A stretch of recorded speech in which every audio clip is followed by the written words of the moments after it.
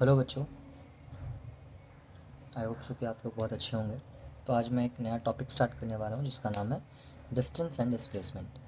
Last topic है, मैंने motion के टॉपिक पे मैंने लास्ट बार स्केलर क्वांटिटी और वेक्टर क्वांटिटी पे एंड किया था। अब हम स्केलर क्वांटिटी और वेक्टर क्वांटिटी को और भी ज़्यादा डिटेल में और अच्छे से समझेंगे कि एक्चुअली में होता क्या है। तो आइए हम समझते हैं पहले डिस्टेंस किसे कहते हैं। राइट, एक्चुअली में डिस्टेंस का मतलब क्या होता है? इसका मतलब हम लोग बहुत पहले से ही जानते हैं। हम लोगों ने बहुत बार बोला है, बहुत बार बोला है। जैसे मान लो आपने कभी बोला हो कि मुझे यहाँ से वहाँ जाना है, राइट? तो कभी मन में आपके आया होगा यार डिस्टेंस बहुत ना दूर है, डिस्टेंस जो है वो ज़्यादा है, या मैं इधर से चले जाता हूँ कट मार के, तो ना डिस्टेंस ना इधर से ना कम पड़ेगा, शॉर्टकट में लेता हूँ, ऐसा सुना होगा आपने, राइट? तो आइए हम इसे स्टार्ट करते हैं। तो मान लेते हैं एक ऑब्जेक्ट ए है, राइट? ये मूव किया फर्दर, बी पॉइंट पे पहुंच गया, राइट? फिर बी से ये आगे बढ़ा और सी पॉइंट पे पहुंच गया, राइट? सी से यह फिर सीधा गया और डी पॉइंट पे पहुंच गया, और डी से वापस ये चला और ई पॉइंट पे पहुंच गया, राइट?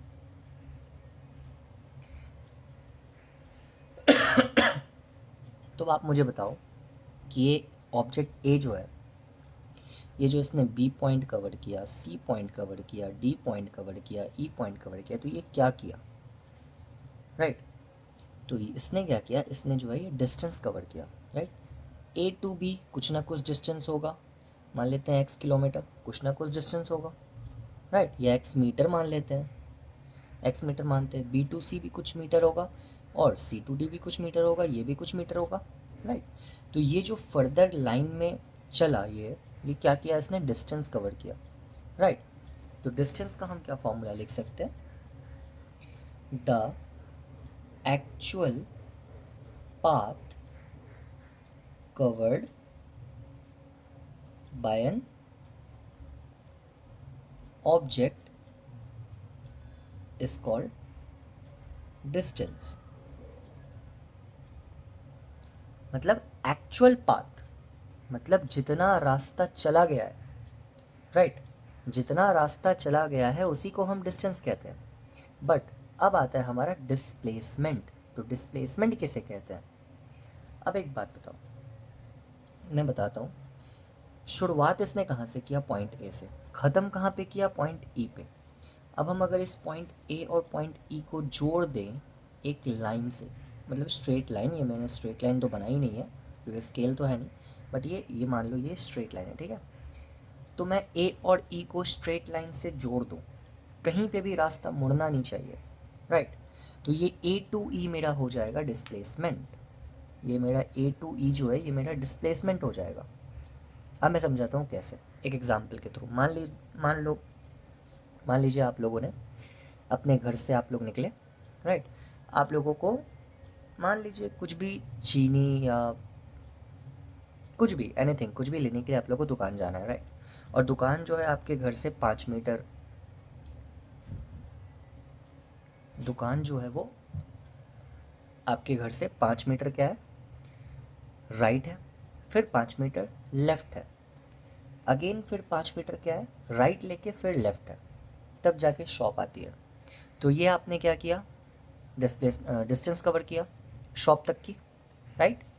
अब मैं आपको आपके घर से शॉप तक जितने भी मोड़ हैं, ये राइट लेफ्ट जितने, मैं सबको हटा दूँ, मैं सबको हटा देता हूँ और एक स्ट्रेट रास्ता बना देता हूँ आपके घर से आप शॉप तक। तो वो जो स्ट्रेट रास्ता है, सारे लेफ्ट और राइट को हटा के आपके घर से आपके शॉप तक, वही डिस्प्लेसमेंट है। मतलब the shortest route covered by an object is called its displacement, right? तो आंसर क्या हो जाएगा डिस्प्लेसमेंट का? The shortest path covered by an object is called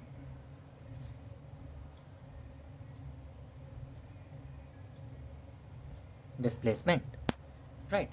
तो जितने भी शॉर्टेस्ट रास्ता होता है, सबसे शॉर्ट रास्ता, वही होता है मेरा क्या, डिस्प्लेसमेंट, यही होता है। अब मैं आपको समझाता हूँ स्केलर क्वांटिटी और वेक्टर क्वांटिटी, राइट। तो मैंने लास्ट वीडियो में बताया था स्केलर क्वांटिटी वो होती है जिसके पास क्या होता है, सिर्फ मैग्नीट्यूड होती है, डायरेक्शन नहीं होता। एंड वेक्टर क्वांटिटी क्या होती है, जिसके पास magnitude as well as direction दोनों ही होती है। तो अब मैं डिस्टेंस और डिस्प्लेसमेंट को समझता हूँ कि डिस्टेंस स्केलर क्वांटिटी है या वेक्टर क्वांटिटी है, कैसे समझेंगे। अब मैं समझता हूँ, मैं बताता हूँ आपको। देखिए डिस्टेंस मैंने क्या बताया, ऐसे चला, फिर ऐसे, फिर ऐसे, फिर ऐसे, फिर ऐसे, कैसे भी चल रहा है, ठीक है। तो मुझे बताओ, क्या ये स्पेसिफिक कोई डायरेक्शन है क्या डिस्टेंस के पास, कभी इधर चल रहा है, कभी इधर चल रहा है, फिर कभी इधर जा रहा है, कब फिर कभी इधर, फिर कभी इधर, कोई है क्या डायरेक्शन इसके पास, नहीं है ना। तो मैंने क्या बताया था, जिसके पास कोई डायरेक्शन ना हो, सिर्फ मैग्नीट्यूड, मैग्नीट्यूड है ना, मैग्नीट्यूड है, इतना मीटर है, इतना मीटर है, इतना मीटर है, इतना मीटर है। मैग्नीट्यूड का मतलब क्या होता है, अमाउंट, क्वांटिटी, राइट। मैग्नीट्यूड का मतलब होता है क्वांटिटी। जैसे आपने आप शॉप पे गए, आपने बोला कि मुझे 1 किलो चीनी चाहिए, राइट। तो आप अगर शॉप वाले को बोलोगे कि मुझे सिर्फ चीनी चाहिए, तो शॉप वाले को तो कुछ समझ में आएगा नहीं, जब तक आप उसे क्वांटिटी नहीं बताओगे, जब तक आप उसे मैग्नीट्यूड नहीं बताओगे, राइट। आप बोलोगे ना मुझे 1 किलो चाहिए, आप बोलोगे मुझे चीनी चाहिए, तो शॉप सामने वाला पूछेगा कितने चाहिए भाई, कितने मैग्नीट्यूड में चाहिए, हाफ के जी, 1 kg, 2 kg, राइट। तो वो तो पूछेगा, तो आपको उसको मैग्नीट्यूड बताना होगा। तो वही होता है मैग्नीट्यूड। मैग्नीट्यूड मतलब क्वांटिटी, अमाउंट, कितना है वो। अगर ये ऑब्जेक्ट ए टू बी गया तो ए टू बी का मैग्नीट्यूड कितना है, मैग्नीट्यूड 1 मीटर मान लेते हैं, ये हो गया मेरा मैग्नीट्यूड। और डायरेक्शन तो पता ही है, राइट। तो डिस्टेंस के पास ओनली मैग्नीट्यूड है, डायरेक्शन नहीं है, कभी इधर जा रहा है, कभी इधर जा रहा है, कभी एक पर्टिकुलर डायरेक्शन नहीं है, राइट। तो ये क्या होता है मेरा, तो डिस्टेंस मेरा क्या हो गया, स्केलर क्वांटिटी, राइट। बेटर समझ में होगा आपको कि स्केलर क्वांटिटी क्या होती है। तो डिस्टेंस हमारा क्या हो गया, स्केलर क्वांटिटी। अब आते हैं हम वेक्टर क्वांटिटी पे। वेक्टर क्वांटिटी पर मैग्नीट्यूड भी होती है और डायरेक्शन भी होता है।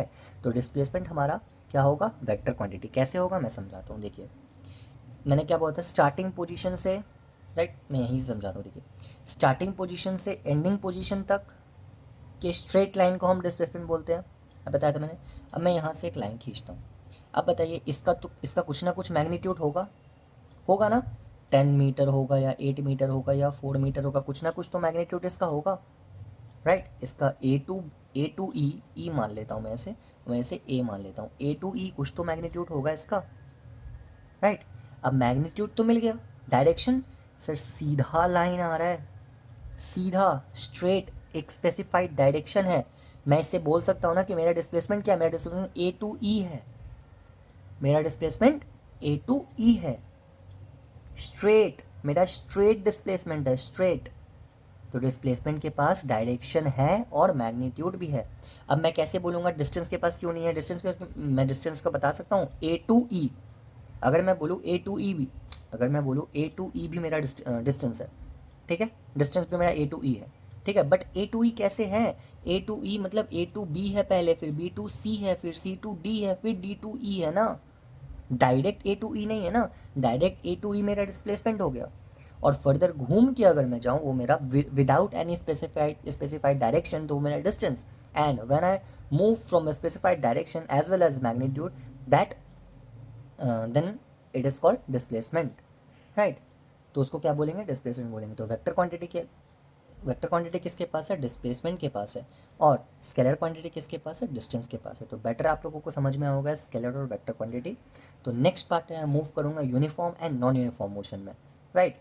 तो ये टॉपिक आप लोगों को बेटर समझ में आया तो आप लोग मुझे कमेंट करें, और मैं अपने टेलीग्राम का जो लिंक है वो मैं इस वीडियो के लिंक डिस्क्रिप्शन में दे दूँगा। आप लोग उसमें मुझे वहाँ फॉलो कर सकते हो, वो ग्रुप ज्वाइन कर सकते हो for P D Fs and all.